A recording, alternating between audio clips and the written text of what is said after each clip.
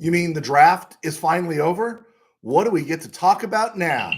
This is RamView. Out there, blow them off the line of scrimmage. Headline,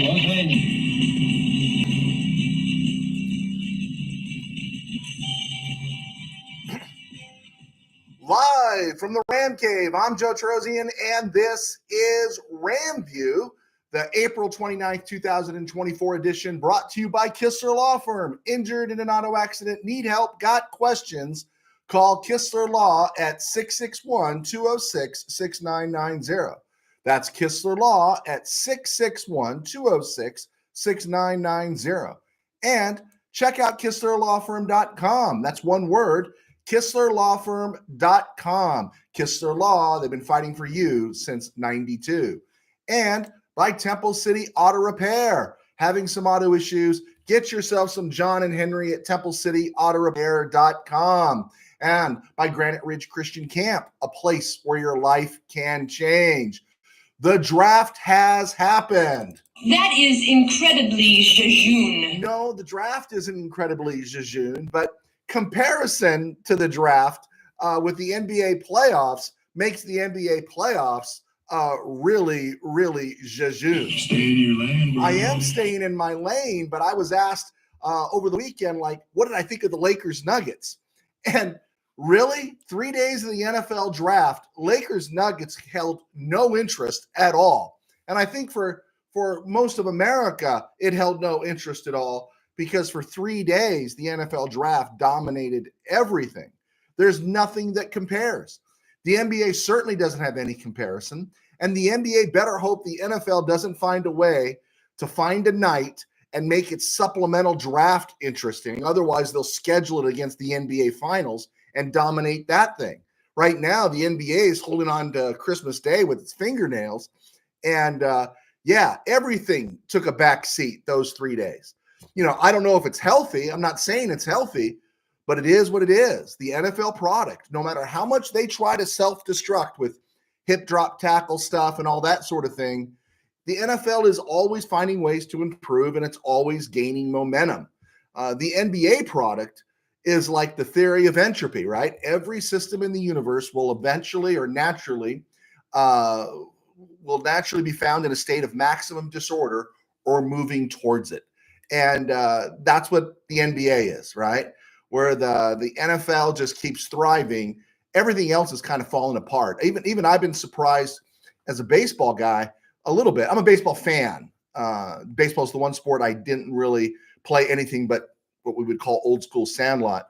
The baseball is losing energy. You can see it in some of these other stadiums and stuff. Dodger Stadium, of course, because it's Dodger Stadium. But if the Dodgers fall 10 games under 500, do you think people want to pay $30 for parking to begin with? I don't know if they do. And so, yeah, there's stuff going on in the world of sports. And, you know, the other thing I think that has to do with stay in your lane, I'm staying in my lane. The other thing that has to do with football is football just requires something of character. Basketball star, you become the diva and the individual. Baseball, you know, it's just too slow. And then the NFL, you know, it requires major physical and mental sacrifice. And I think the character that football can produce, that's the great thing about football. And I think it's why a lot of people don't like it. It's like the last sport they could yell at you in. And even though people are trying to ruin that as well, you need to be yelled at in life. You need to be disciplined in life. You need someone in your grill in life. And it's not about getting you the college scholarship. It's about making you the better player, better individual, better human, being able to face controversy, not controversy, being able to face consequence, not consequence, being making you allowing you to face pressure. And that's the word, is pressure. One thing we notice about young people today and getting older into generations is nobody knows how to grind. And I think football teaches people how to grind.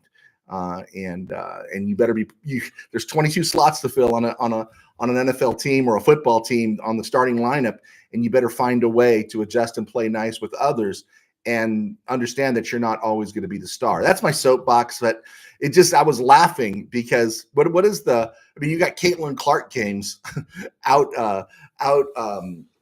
rating NBA games, so NBA's got real problems. So we're going to look at the Rams stuff one more time, look at the draft, look at the rooms they drafted in, and then we're going to take the break, and then we'll come back on the flip side of the show. It is great to be here. Guys, I see questions piling up real quick, and so that is cool. We'll get there. But looking at the Rams draft real quick, let's look at the edge spot at 19 and 154. They drafted Jared Verse and Brennan Jackson, the Washington State kid. They add those guys to the room that already includes Byron Young, Michael Hoyt, Oshwan Mathis, Nick Hampton, Keir Thomas, Zach von Valkenburg. In the last two drafts, the Rams have invested 5 picks in the edge position, right? And Verse and Jackson right now are the hot items. And I don't think Jackson would have been drafted had Mathis or Oshwan Mathis or Nick Hampton convinced the Rams that they didn't need to reach in other places. But it doesn't mean those guys are whiffs, because if it takes a first-round edge rusher time to adjust, probably takes a fifth-rounder and a sixth-rounder time to adjust as well. And but the Rams went after Jackson. There's more depth in that room, and that's a good thing. We could still keep Michael Hoyt there, and we love Michael Hoyt. We just don't love him in coverage. So that room is loaded right now with potential talent. We know Byron Young is legit, and we got a feeling Jared Verse is going to be legit too. Then in the defensive interior, at number 39 and 196, they drafted Brandon Fisk and Tyler Davis. Those guys go into a room that already includes Kobe Turner, Bobby Brown, DeJuan Johnson, Laurel Murchison, Corey Durden, and then they signed 3 guys. As of now, these are 3 guys that are signed to the Rams as undrafted free agents. The kid out of Central Missouri, David Olajiga, the kid out of Washington. I'm not even going to pronounce his last name. His first name is Thule. He's a defensive tackle. And Anthony Goodlow out of Oklahoma State. Thoughts here, of course, is Toby Turner is the guy, and he will be joined by Fisk. Without this being a breakout season for him coming up, this should be Bobby Brown's last rodeo with the Rams. And that's why you get a Tyler Davis being drafted where he was drafted. And then, of course, they join DeJuan Johnson, Laurel Murchison. So there's, again, depth on that defensive line. And instead of trying to get the home run pick, it is a case of, hey, let's just get some bodies in there that can rotate in. But, Fisk, a high motor guy, joining Turner is a real good deal. Running back, the Rams took Blake Corum at 83. He comes to a room that already has Kyren Williams, Ronnie Rivers, and Zach Evans. I heard some people talking that, well, Corum didn't appear on anybody's draft board for the Rams and stuff. It's like, well, I don't think anybody expected Blake Corum to still be there, right? I don't think they did. And Corum was there, so the Rams grabbed him. He's 5'8". Ronnie Rivers is 5'9", Kyren Williams is 5'8", but Blake Corum runs 213. He's got a nose for the end zone, so that's really good. And remember, there was a stretch last year where both Kyren Williams and Ronnie Rivers were out. So both those guys are susceptible to injury. And so this is just another depth piece. Kyren Williams is a starter. Blake Corum will be the backup. And the guy that's probably the most talented of all the running backs is probably Zach Evans. He just hasn't put it together yet. Right now, he's obviously 4th string on the depth chart, but he's got as much talent or more talent than these guys. It's just a question of putting it together. At safety, the Rams went 99. They drafted Cam Kitchens, and Cameron Kitchens, he joins Cameron Curl, Quentin Lake, Russ Yeast, Jason Taylor. The Rams signed 2 undrafted free agents, Kenny Logan, Kansas, Jalen McCullough, Tennessee. Kitchens wasn't drafted at number 99 to sit, at least not for long. So you could figure that Cameron Curl is one safety. Quentin Lake is the star, is the slot guy, and that other job is set up for Cam Kitchens to take. If you see his film, it shouldn't be too long. Russ Yeast is a great depth piece, and then we're going to find out this summer about Jason Taylor, right? And I doubt very much now we'll see John Johnson come back in a Rams uniform. The Rams at 209 addressed kicker. They drafted Josh Carty out of Stanford, and they have Tanner Brown, who was in camp all last summer and looked like up through August that he had the job. Close to the start of the season, he had the job. Then they put him in the street for Brett Maher. The thoughts are a lot of people noticed and wanted Carty, which is cool. Brown is back. And now all the Rams have to do is go grab a UFL guy and let the three of them duke it out, right? I don't care if they cut Cardi, if a UFL guy stands out more. I do like Cardi's consistency. So Rams have done what their due diligence that they needed to do in the kicking room.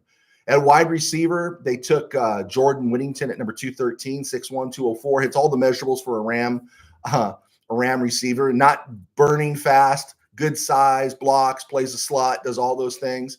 And he joins a room with Cooper Kupp, Nakua, Robinson, Tutu Atwell, Skoranek, Tyler Johnson, Xavier Smith, and then the three guys they signed, Drake Stoops out of Oklahoma. Everyone's making a big deal out of him. J.J. Lapp out of State College, New York, Cortland, and then Sam Wiglus, wide receiver out of Ohio. And then still floating around out there, I've seen contrary things. I don't know if Austin Trammell is still with the Rams or if he is still a free agent. So I don't know where he's at on that. I guess we'll find out real soon. But the idea that the Rams waited till the 6th round to take a wide receiver, I think kind of tells us they're confident about Cooper Kupp's health.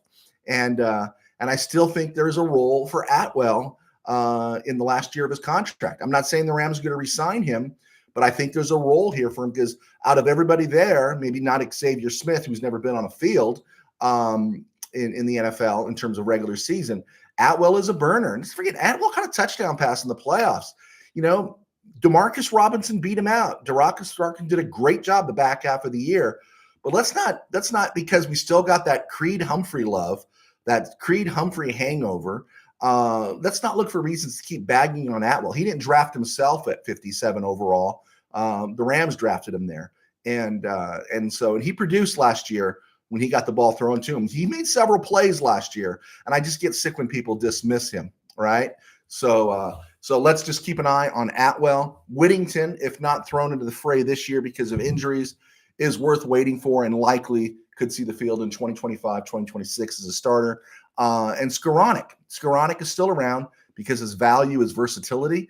We've seen him at fullback. We've seen him at tight end. We've seen him all over the place. This is Skoranek's last year. It would be nice to keep a guy like that around. And then the Rams went offensive line in the 6th round and 7th round. Bo Limmer, center, Arkansas. I have to admit, I saw him early, completely lost sight of him, forgot about him. And because I think our eyes were on the Penn State guy, Hunter Narzad, and the Rams got him at 217. He's 6'5", 307. And then with their last pick in the 7th round at 254, the Rams took KT Leviston. I did not have my eyes on him. 6'5", 330, projected as guard in the NFL, played left tackle for the Wildcats. They come to a room that has Alaric Jackson, Jonah Jackson, Steve Avila, Kevin Dotson, Rob Havenstein, Joe Noteboom, Warren McClendon, Logan Bruss, AJ Akuri, Grant Miller, Mike McAllister, Zach Thomas, and UDFA signings this week, Blake Larson out of Augustana and Justin Dedich of center of USC. So the Rams are looking for some depth there at center, right? Because we go into the season with Avila, Brian Allen's not coming back, so they draft Limmer. They had Mike McAllister, who, you know, when Sean McVay mentions your name, Mike McAllister was a UDFA last year. So he out of Youngstown State. So he's still there. And then they took Dedich out of USC. So they're looking for some depth there at center. It's obvious. I think I brought this up on third night. We were out. We did our draft night. The Rams are invested in Alaric Jackson. Rams like Alaric Jackson. They didn't really make a move at tackle, so they're invested in him. Jonah Jackson, of course, at left guard of Avila, Dotson, and Rob Havenstein. But look who they got. They still got Joe Noteboom last year. He's not going to be hurting the Rams anymore in the salary cap. And then they drafted Warren McClendon, and because they didn't go tackle in a very tackle-deep draft, it is interesting to see that Alaric Jackson is still there. They spent a 5th rounder on Warren McClendon last year out of Georgia. And let's not forget who's still hanging around that I'm not ready to give up on yet, Logan Bruss. I want to see if Logan Bruss can still play. This is probably put up or shut up year for AJ Akuri. He was a 7th round pick in, 22 out of Michigan State. And you know, the Rams, again, Alaric Jackson, Coleman Shelton, Rams develop guys. We'll see if AJ Akuri is ready to step up. Interesting thing about Blake Larson, the Augustana guy, Ken Henderson's alma mater, the old Bengal quarterback, is Larson is 6'6", 311, with an 84-inch wingspan. That guy's a monster, right? He's just a stiff probably because otherwise he would have been drafted, and he wasn't drafted. Rooms the Rams didn't touch in the draft, the cornerback room, that made sense, but they did sign 2 undrafted free agents, Josh Wallace out of Michigan, Cam Lampkin out of Washington State. Everybody from Michigan is getting a contract in the NFL, at least right now. And then Lampkin, another Washington State guy, real great postseason draft season for the Cougars up in Pullman. A lot of guys found their way to NFL rosters, at least for now. Rams didn't draft a tight end, so it's Davis Allen, Colby Parkinson, and then, of course, you got Hunter Long and Tyler Higbee coming back. Then you have the practice squad guys, and that's all they're ever going to be. Miller Forrestall, Nicole Kalinick. And then they signed Neil Johnson, tight end, undrafted tight end out of Louisiana. Linebackers, Rams didn't draft anybody. To me, that says, hey, we're going to re-sign Ernest Jones. That's what I'm thinking, because I would think you'd want to invest a middle round pick to develop the next generation if Jones is going to walk. And the Rams are still running Ernest Jones out there, 3rd round pick, 104 overall, I think, it was at 2021. And they're running undrafted free agents, Christian Roseman, Troy Reeder, Jay Kummel, Olakunle Fatukasi. And then they signed this kid from LSU that people are high on, Omar Spates. But alas, Omar Spates, again, was an undrafted free agent. All right, guys, I'm Joe Terosian. I was a sports writer for 21 years now. I do RamView, thanks to our sponsors at Kistler Law and Temple City Auto, and I write books. And you guys are taking care of me. Some of you guys are buying books out there, and I want to say thank you. You go to Amazon, type in my name, Torosian, and you'll see a whole bunch of my books. You'll see a couple of sports books, this one and Temple City Company of the Age. It's 2 high school football novels. They've been received well. Tangent Dreams did very well. And I got my 3rd football novel coming out in less than a month called Game Day in the Ram Cave. And it is what it is. It's like watching a Ram game with your friends and all the stuff that kind of happens during the course of that thing. And then you'll see other books there that are more of a Christian spiritual nature. And that lets you know my day job is I pastor a church in Burbank called Burbank Faith Nazarene. And you can follow us right here on YouTube at Burbank Faith Virtual, burbankfaithvirtual.com, Burbank Faith Virtual all across social media. All right, guys, let's see what questions we have. So appreciate you guys following. Our numbers have jumped. Really, thank you guys for clicking on. Manuel Correa, how's it going? Yeah, dude, how is it going? Thank you for clicking on. Tim Burns, what say you about overpaying for Fisk by giving a second? Lots of that today. You know what? I don't think the draft is going to be as deep next year. The COVID stuff is over, and so they gave up a number 2. And I would think, again, if it's the Jeff Fisher era, we're suspect of everything. I think right now, the McSnead administration has earned our trust. And so I don't have a problem with it right now. They said Fisk has T-Rex arms. Yeah, I know. And again, how do we say it? I remember this James Laurinaitis. And Laurinaitis was a good NFL player. He wasn't an all-pro. He's not a Hall of Famer, but we liked him as Ram fans. He was a guy you can count on. If you remember, Laurinaitis went back for his senior year. If he had gone out his junior year like some expected, he would have been a top 10 guy. And instead, he went to his senior year, and I think the Rams got him at, help me, 35, 36, 37. They took him. They didn't get Ray Maluga from USC. That was the guy I wanted. And he gave the Rams, 8 seasons at middle linebacker. He was solid.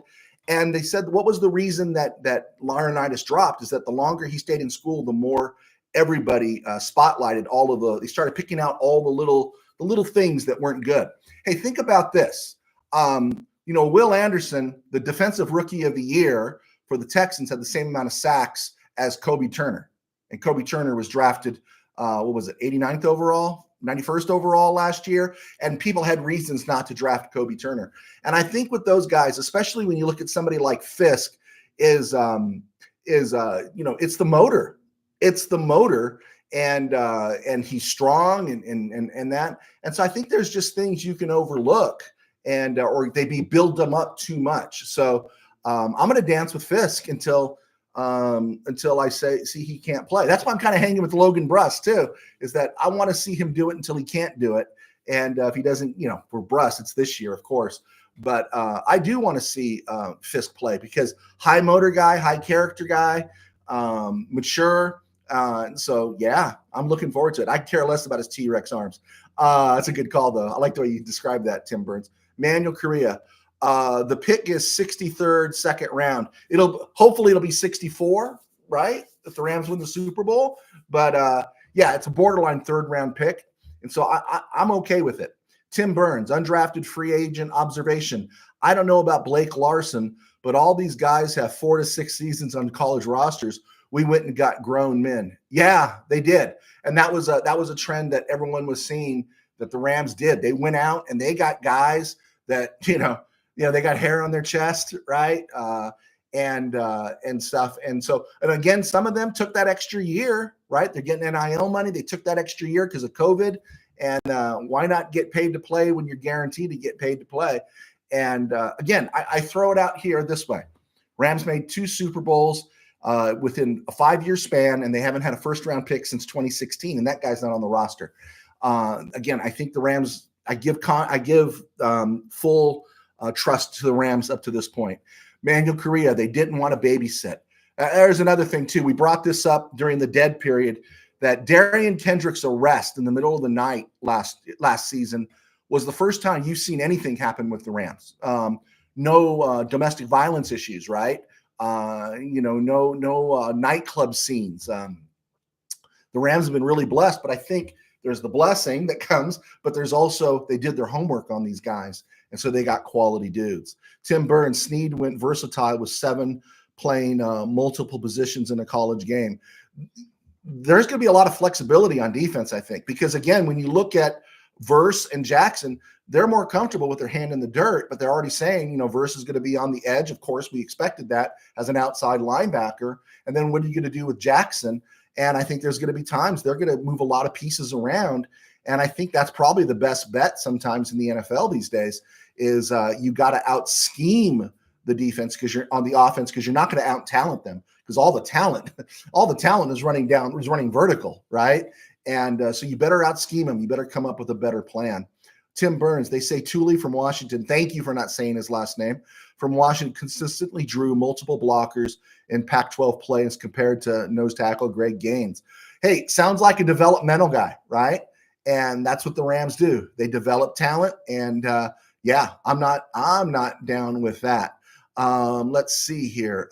Tim Powers, Omar Speight, undrafted linebacker, could be a gold nugget.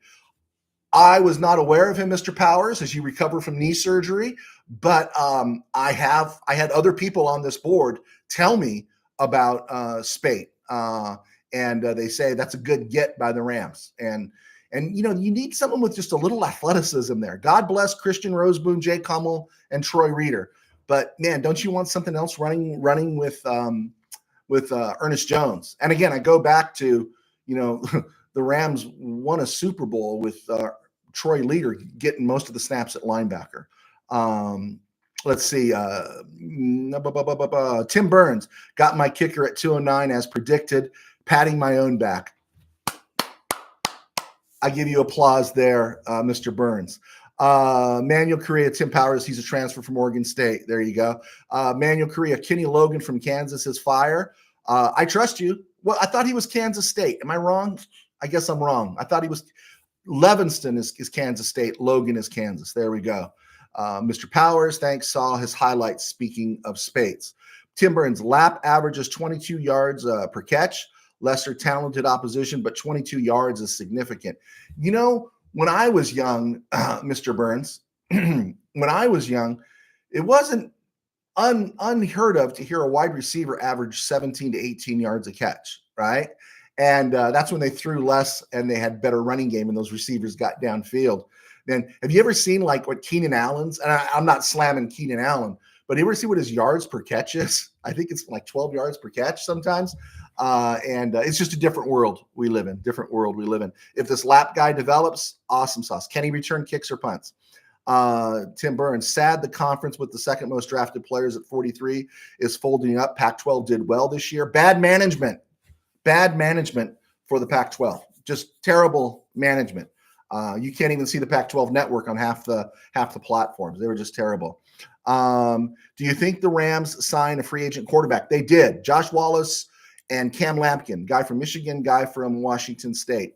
Bill, this is Bill. Even though we gave up a second for the Florida State guy, we have 2/3 next year. Yeah, because you get that extra third for Raheem Morris going to Atlanta. So yeah, that is going to pay off.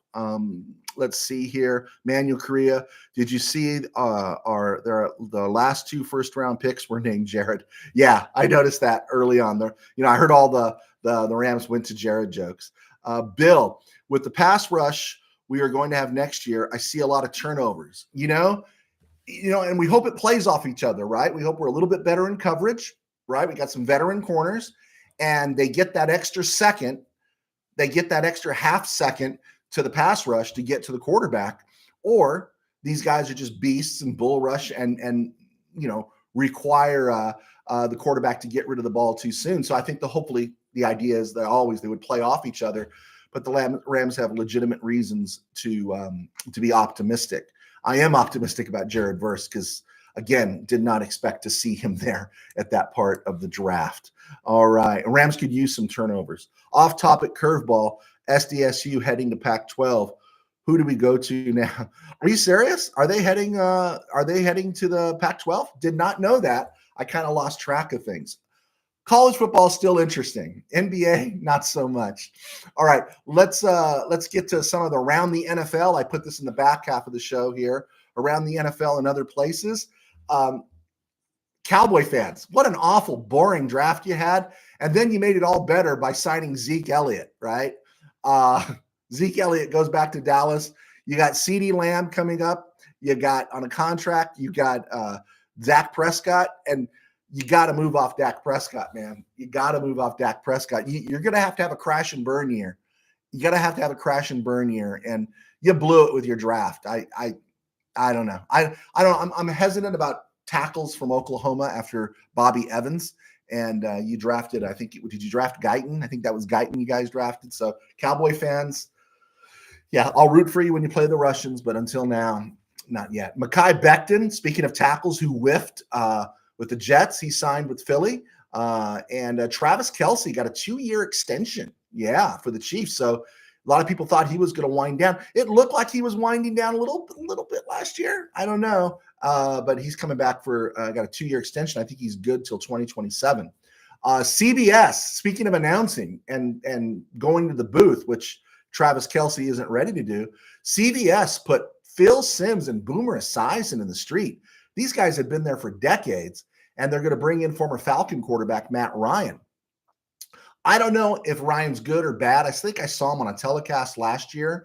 But I guarantee you this, he's better than Phil Simms. I mean, the NFL Today is one of the worst pregame shows, and I don't get to see him too much on a Sunday morning, but anytime I catch it, the only thing worth watching, the only thing good about that is James Brown. 5 guys on the dais. Brown's the ace that you keep. The other 4 you discard and ask for 4 fresh cards because Nate Burleson is kind of a joke, and Bill Cowher is insufferable, absolutely insufferable. Esiason was a little bit tolerable for me. I'm okay with Esiason, but man, I tell you, there were times, literally Sundays would be ruined for me because Phil Simms and Jim Nantz were calling the game. And I found out as Jim Nantz went to Tony Romo as a partner, Jim Nantz became a little more tolerable. But those guys, man, they're brutal. And so I just would have made a clean sweep. Just put Matt Ryan with James Brown, right? And get a defensive guy in there, and don't let it be Bill Cowher. So anyway, Fox is by far more superior, with the exception of James Brown. Jarvis Landry, who has not played a down in the NFL since mid-2022 with the Saints, did not play a snap last year. At the age of 31, will be attending the Jaguars rookie camp. So he is not done. And then the Jets sent former Ram defensive end John Franklin Myers. Do you remember John Franklin Myers? He got away from the Rams a little too soon, and he's been with the Jets since, I think, 2019. And he was traded to the Broncos for a 6th rounder in 2025, just tracking former Rams.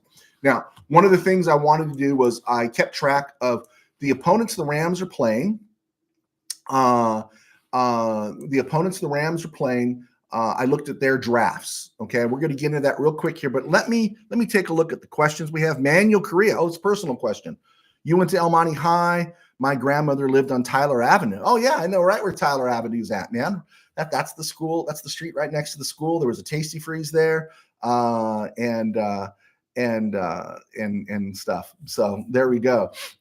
Yeah. Any questions you want to know about El Monte? I'm happy to answer. Teddy Belcher, 4K, ultra wide. I don't know who you are, Teddy, but thank you for clicking on. Oil up, nice info. Thank you very much. Tim Burns, who is your favorite undrafted free agent of all time for the Rams? Guy named Warner. There you go. Teddy Belcher, La Cañada, class of 95 rules. Oh, Teddy Belcher, did you play for not Clint South? Did you play for, oh man, who was the head coach there? Now my mind's drawing a blank. I know that team. And we'll talk about it. Thank you, Teddy Belcher, for clicking on. Steve Ramirez, you're an SGV guy. Who was the head coach in the 90s and early 2000s at La Cañada? His name escapes me. Let me know. Steve Ramirez, missed the old NFL Today of Brent Phyllis Irv. Yeah, absolutely. Best pregame show ever. Willie Bowen, Rams need to sign fullback Xander Hovath. Okay, I'll look that one up. Teddy Belcher, Jim Clausen, Jimmy Clausen's dad. Oh, okay. Good for you. Wow, that's pretty cool. Okay, let's keep rolling here, guys. The Rams are looking at, this is who they're playing next year. They're playing the 49ers twice. And if I missed something in here, let me know. But the 49ers went with Ricky Pearsall out of Florida, and they went with Jacob Cowling, wide receiver. I've heard Debo being on the block, but I think Debo does a little bit more for your team than Ayuk. Ayuk's replaceable. But that's where the 49ers went. They took the running back out of Louisville, Guerrendo. There's nothing here with the 49ers that really impressed me with their draft. And I still think they're cruising for a bruising. And I think the Rams have a chance to pass them. I think the 49ers are still going to be good. I think they're still a playoff team, but I think they're going to take a step back. We'll talk about their edge rush in another episode. The Cardinals drafted a lot of guys. Marvin Harrison, Darius Robinson, Trey Benson. I like Isaiah Adams, the guy the lineman out of Illinois. Marvin Harrison's going to be great, right? Again, a great receiver to me doesn't scare me as a Ram fan. Multiple great receivers and a great quarterback scare me. And the Cardinals do not have a great quarterback, but they are working on that offensive line. They drafted Paris Johnson. They signed the former Bengal Jonah Williams. They are getting better. This is a team that's getting better. I think Darius Robinson's going to be good. He doesn't strike me as fearful. So Cardinals, that's the Cardinals. Seahawks, they went with Byron Murphy. That was great. I'd rather have Jared Verse than Byron Murphy. Then they went and got Christian Hayes, guard, UConn. And they just drafted a couple of guys, that the tight end out of Michigan. And then they went at corner. And I talked about this. Nehemiah Pritchett, DJ James. They had such a great draft a few years ago. Kobe Bryant and Tariq Woolen. And then they drafted Devin Witherspoon last year. But, I think they're souring on Woolen. Woolen had a bad sophomore year. The Rams are actually going to Soldier Field this year. They got Caleb Williams and Rome Odunze, and that's all you got to say. I mean, you match them up with DJ Moore, Keenan Allen, the tight ends they got. Caleb Williams is going to be left without excuse, man. And then they grabbed a punter, and they grabbed that tackle out of Yale that some of our guys, I think Manuel was pushing, Kirian Amagati, the tackle out of Yale. So, yeah, the Bears had a really good draft. Lions had a really good draft. They scored the guys that they needed in their secondary, Terry and Arnold and Enos Rakestraw at 24 and 61 overall. Then they also got Siani Vaki. He was the running back / safety out of Utah, the guy that burned USC, but Mr. Versatility. I really liked the Lions draft. And we're going to Ford Field this year. Rams are also going to the Patriots. They're also going to Gillette. They drafted Drake May. I thought Jalen Polk went kind of high at 37 to the Chargers. And then they drafted offensive line, Caden Wallace, Layden Robinson. And the one I didn't like was Joe Milton. I just didn't. They got Jacoby Brissett, they got Bailey Zappi. It's like, really, do you want to deep draft, man? I would have grabbed another piece, another burner, somebody for Drake May to throw to. I'm not overly impressed with Patriots. Rams are going to play the Jets this year. The Jets took Fashino. I thought that was a good pick. They took Braylon Allen. That was another good pick. And then they took the kid Isaiah Davis out of South Dakota State. Yeah, they took Jordan Travis, but he's just a backup in the NFL. I could be wrong, but that's what he feels like. Saints took Talisi Fuaga, Kool-Aid McKinstry, and Spencer Rattler. So won't see him no more. He's going to go the way of Fredo Corleone. I just don't see the Saints developing Spencer Rattler. And then at home games this year, the Rams finally get the Packers at home. Packers went Jordan Morgan. They got a really good season out of Rasheed Walker at left tackle. He replaced, that guy, the guy, man, at left tackle that just retired. Bakhtari, or did he go with the Jets, or they just released him? I'm not sure if he's playing. And then their right tackle was Zach Tom, and he had a good year. But they drafted Jordan Morgan, Arizona. Edgerrin Cooper replaces Campbell, their linebacker. He's gonna be really good for them. Javon Bullard out of Georgia. That was another highly projected safety. Marshawn Lloyd, USC, running back at 88. Rams could have drafted Lloyd, but they chose Corum. And then Tyron Hopper, Missouri, Evan Williams, Oregon. So they made some good picks. And then they drafted Michael Pratt, who some people were projecting into the second round. He's the Tulane quarterback. They got him at 245 in the seventh round. Vikings are coming to town, and they made the move. They got J.J. McCarthy, and they took Dallas Turner. And so I think they're going to be okay. I don't think they're going to be great. Not right now. They're not where the Lions or Packers are in the NFC North. The Bears are getting there, but I think the Vikings might be, even though they're going to be a good team, I think they might be left out. We're going to find out how really good of a coach Kevin O'Connell is this year. Bills are coming to SoFi. They took Keon Coleman. That was a good pick. And then they took Cole Bishop, safety, Utah. He's good. Then they got the guy I like. They got Ray Davis, the running back out of Kentucky. He was another guy. We kind of watched him and Braylon Allen a lot as Ram fans, thinking that they might pick up on one of these guys. Dolphins are coming to town. They took Chop Robinson. I'm so glad Chop Robinson is not a Ram. I know he has all the metrics and everyone loved his build, but I just really wasn't into Chop Robinson. The Dolphins took Patrick Paul, tackle out of Houston. Another one name that kept popping up on our boards. Thank you to Manuel. The Eagles are coming to town. Now, on paper, the Eagles look, wow. They just gave A.J. Brown a fat extension. They extended Devonta Freeman, Devonta Smith, the receiver. They got Quinyon Mitchell. They got Cooper DeJean in their secondary. They picked up Saquon Barkley in the offseason, and they got good tight ends. They got all kinds of good stuff. You know what I don't like in Philly? And maybe this is going to be heresy.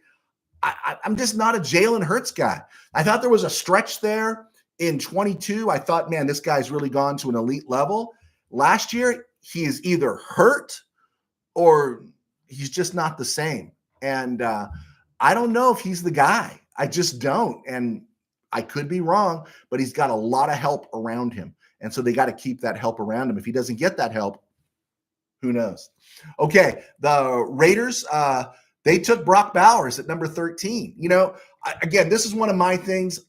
I think the Rams made an inquiry about, hey, guys, would you be willing? I still don't buy the Rams were trying to go all in and get into the top 10. I don't. Checking things out is one thing. Guy going all in is another. But Brock Bowers ended up with the Raiders. Raiders had been projected to take a tackle, but it was kind of interesting. I thought, why were they being projected to take a tackle when they needed a quarterback? They got Colton Miller at left tackle, and Thayer Mumford did a really good job for them at right tackle last year. And now you add Bowers to that group, and Gardner Minshew has some guys to throw the ball to. Jacoby Myers, Devontae Adams. He's got some dudes to throw the ball to. So I thought it was a good pick. I thought the Jackson Powers Johnson pick for the Raiders. That dude fell all the way to 44. He was being projected as high as 15, 16, 17, 18 in the draft, and he fell to 44th overall. And that was a great pickup for Tom Telesco and the Raiders. So they did a good job. They picked up Eichenberg and Mr. Powers. If you're still out there, your boy Dylan Lobby out of New Hampshire, he got picked up by the Raiders as well. So that gives you an idea of what was taking place with the teams the Rams are playing this year. I think we're good, right? I think we're good. It was a stone groove, my man. It was, but we're not finished yet. We're going to go to questions in a second. We're going to look at this date in Ram history, April 29th. I've talked about this often, but today is the day. In 1986, 38 years ago today, the Rams traded and acquired the 71st pick in the 86 draft, third round. They acquired Hugh Millen, and that's who they drafted from University of Washington, which if you ever saw Hugh Millen play at the University of Washington, you can't understand why the Rams wanted to acquire Hugh Millen from the University of Washington. And to get that 71st overall pick, they traded Jeff Kemp, established backup quarterback, who really helped the 49ers that year, and then the 96th pick overall and the 101st pick overall. The 101st pick turned out to be a longtime starter on the offensive line, a tackle named Steve Wallace. And the 96th pick, oh, that dude's in the Hall of Fame, and he's got 5 Super Bowl rings, and his name is Charles Haley. Yeah, that was a bad draft day for the Rams. Also a bad day in Rams history. On this date in 1998, Charlie Cowan died at the age of 59 of kidney failure. Cowan was a 4th-round pick of the Rams, 45th overall in 1961 out of New Mexico Highlands. 6'4", 264. I think he was bigger than that. I don't know if they were just being, careful in how they weighed them in those days. But that 1961 draft included 4th overall pick was Marlon McKeever, a forgotten Ram defensive back, local kid named Bobby Smith, a dude named Joe Schiavelli, and some other Hall of Famer named Deacon Jones. Yeah. You wonder how the Rams were struggling, right? They hit on this in that draft. In 62, they hit on Gabriel and Merlin Olsen, right? Thank God for George Allen, right? To coax all this talent forward. But Cowan played 206 games for the Rams. He only missed 4 games in his entire career. He played from the Rams from 1961 through 1975. 206 games, 186 as a starter. Started off the first few seasons as a left guard, moved to right tackle, and then spent the last 7 seasons of his career as a left tackle. And he played at least 3 to 4 Pro Bowls, and he was a stalwart. Charlie Cowan, man, number 73. He was just one of those guys. Cowan, Schiavelli, Iman, Mack. And then you get John Williams in there. Ram fans don't know how blessed they were. You never had to think about offensive line. You just didn't have to think about it. It was okay. And unfortunately, kidney failure struck Cowan in 1988, and he was forced to go on dialysis for the rest of his life. Dropped from like 270 to down to 212. The NFL, again, this is the fraud of NFL players unions and all that. When that strike happened in 87, they wanted to, if they had gone on strike to get rid of artificial turf and take care of their retired players, they would have had support. But I was fully supporting the scabs, who we called the scabs. I'll call them the replacement players in 87 because they were gotten out for the wrong reasons. I mean, you could have made free agency an issue, but Charlie Cowan had no money. Charlie Cowan was dying, and there was no help from the NFL. There was no help from the players union. Former Ram front office guy Jack Faulkner put together a benefit for him. Former Ram players came back, and they raised thousands of dollars to try to get him a home dialysis machine and then eventually, hopefully, a kidney transplant. But he never recovered, and Cowan died. He was diagnosed in 88. He died in 1998 at the age of 59. My age. That's how old Cowan was when he passed away. And there's a story in the Times of where he knew an Angel player, because obviously the Anaheim connections and being in the area. He knew an Angel player that his full retirement from Major League Baseball was $60,000 a year. And I think Charlie Cowan's was $400 a month. And he had bills come in over and over and over again. I think his bills, this is in 88 to 90, those dollars was over $400,000. And, there's the fraudulence of your players unions. I understand what they're for and what they're supposed to do, but they really, you really need to look. And they always talk about, hey, we got to, those guys were before us and they did a great job for us. Well, let's honor them and let's take care of those dudes in their old age, especially football players and especially the NFL as well. Please, my gosh, you got enough money to go put a clown show on in Brazil this year. Why don't you take some of that dough that you're investing to make that happen and put it in those retired players. I don't know. I'm just getting into my soapbox here. Wanted to share that because I grew up with Charlie Cowan. I want Charlie Cowan. Dwayne Barker got it right. Okay, thank you, Dwayne. Let me get to the questions here. Just joined the chat. Who are the UADFAs the Rams signed? I'll get to that just before we go off DHP. Willie Bowen, Nolan Cromwell, Jalen Ramsey, Leroy Irving, Rod Perry, Pat Thomas, my favorite LA Rams secondary. Hey, all you got to do is say Pat Thomas to me, man, and I'm in, right? Manuel Correa, can't leave out Jane Kennedy. Yeah, you can leave out Jane Kennedy. You can lean out Jane Kennedy. I remember her reading halftime scores and her reading the halftime scores and just as it was looking, and she was saying Buccaneers lead the Giants 7-13, Cowboys lead the Eagles 3-20. I mean, she wasn't very good, right? There could have been better people they brought in. Beautiful, but they could have brought in better people. Tim Burns, my draft rank, NFC West, Rams, Arizona, Seattle, San Francisco. 49ers had a boring draft. Pearsall, then zzz. Hey, I'm good with that. I'm good with that. Tim Burns, cornerback Max Melton was about 12 players at his position too early. So odd, and Sweat about 100 spots too early. Yeah, there's a lot of truth to that. But I think people got panicky about corners, Mr. Burns. I think they got really panicky. Manuel Correa, Broncos did have a nice draft. Absolutely. Tim Burns, we had DeJean and Brendan Rice right where we wanted them, and we didn't pull the trigger. Other than those, this is my favorite draft, minus 1999 with Holt and 2016 with Goff. You are still a Goff guy. You're a Goff guy like my brother is a Johnny Munt guy. Tim Burns, last thought, Philly goes 8-9. Ooh, man, really? They pick up 2 wins against Dallas, 2 wins against the Giants, maybe split with the Taxkins. That's 5 wins there. They only get 3 more. And I don't think they're going to be great. I mean, well, I think they'll be as good as Jalen Hurts, but 8-9. Whoa, man, there we go. Manuel Career, Willie Kennedy was a doll. Okay, who's Willie? Steve Ramirez, why do you think guys like Brendan Rice and Gabriel Murphy fell so far? Those surprised me since every mock draft I did, both were gone in 3 to 4 rounds.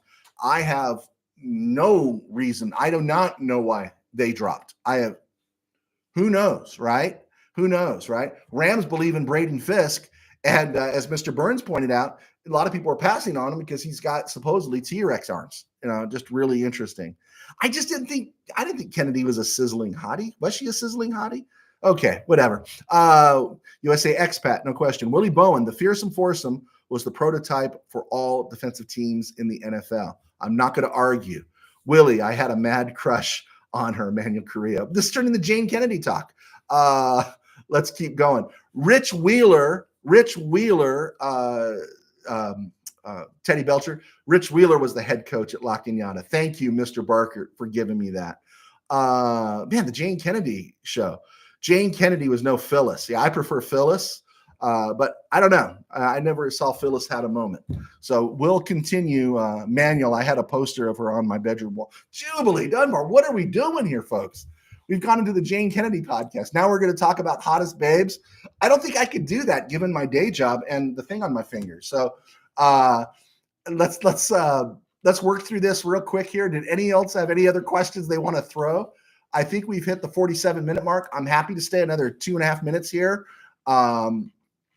looking at the draft and everything else that's taken place. Let me see here. Here's a couple things. Yeah, here's something I wanted to touch on real quick. Are you guys out on Atwell? Are you out on Tutu Atwell? Does anybody see a role for him? Because he is the only pure burner on the team. And I'm not saying he's going to start, but I even during the playoffs, the Rams were getting clicks out of him, the playoff game. He made a great catch. He's got good hands and stuff. And I just think there's a role for him. And I'm wondering, again, I brought this up and no one's really said anything to me about it. With the new change in format for the kick return, for the kickoff returns, can Atwell be plugged back in there now? A lot of open field. They're not going to get those running starts to knock him to El Paso. Could he get back in the kick return game, given how the setup is and utilizing his speed, right? Utilizing his speed. Oh my goodness. Marquee post.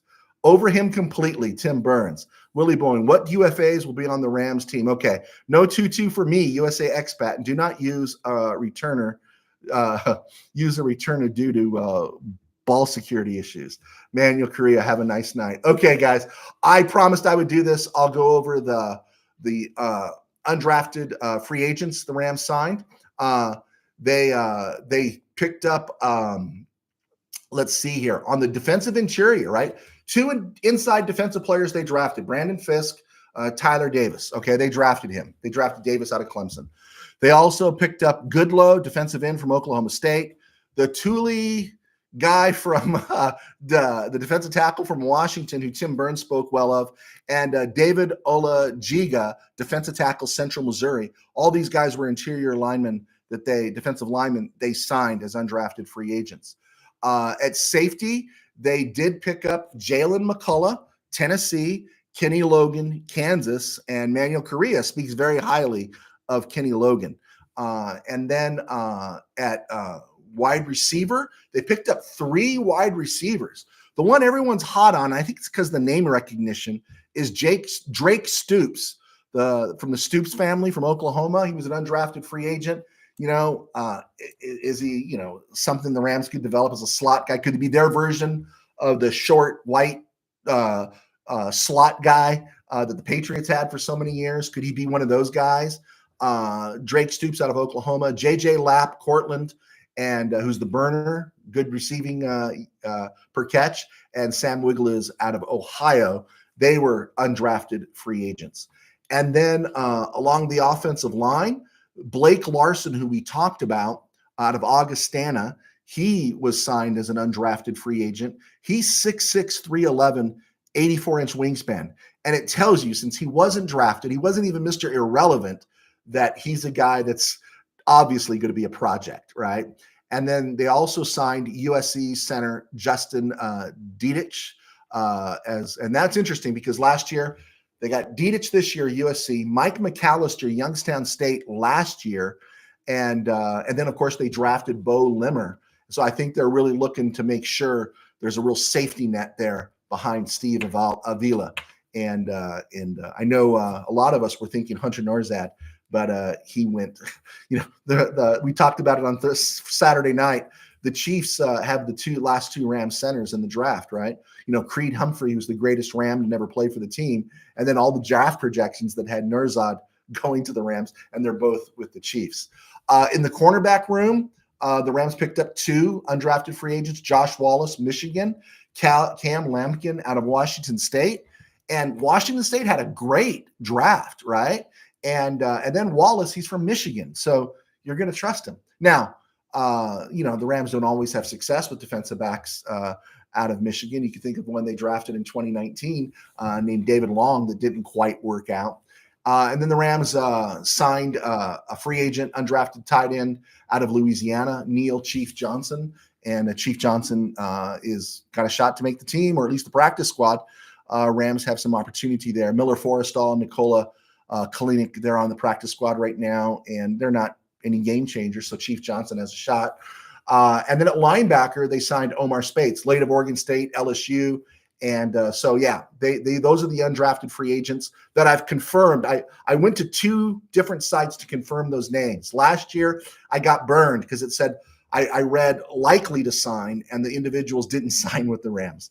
And so there you go. Those are those guys. Did you guys see what Sam Hartman got from Washington, from the Texans, as an undrafted free agent? I heard he got $225,000 guaranteed this season for signing, and that was a good deal for him not to be drafted.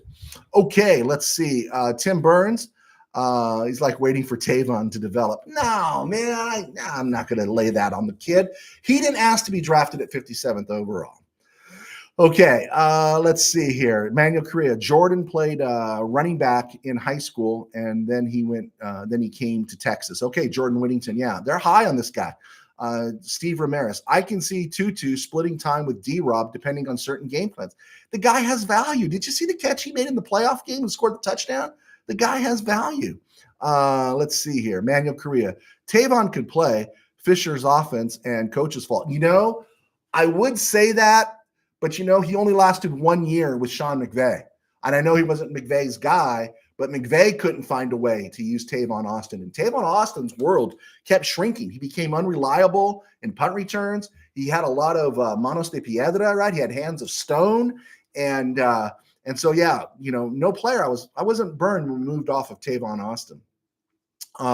Willie Bowen, Rich Saul, the greatest LA Rams center. Boy, Bowen, you are throwing out the names. So I caught Ken Iman at the end of his career. And because I caught him right when I came in. I loved Ken Iman. And then they went to Rich Saul, who's a special teams guy. And I didn't know if it was going to be any good. I was completely wrong. I'm 10 years old. What do I know? And then Saul goes to 6 consecutive Pro Bowls. He's also a Ram who met an early end, I think about 13 years ago. I think it was leukemia or Hodgkin's or lymphoma or something like that. And he was great. Rich Saul was great. He just didn't have to think about it, right? And then to go from Rich Saul to Doug Smith, I mean, it just doesn't happen unless it's the Packers and their quarterbacks. At that time, it was the Rams and their centers. Tim Burns, should we just avoid the last name? Yeah, I'm going to start calling Thule Chuck. That's just what I'm going to call him, Chuck.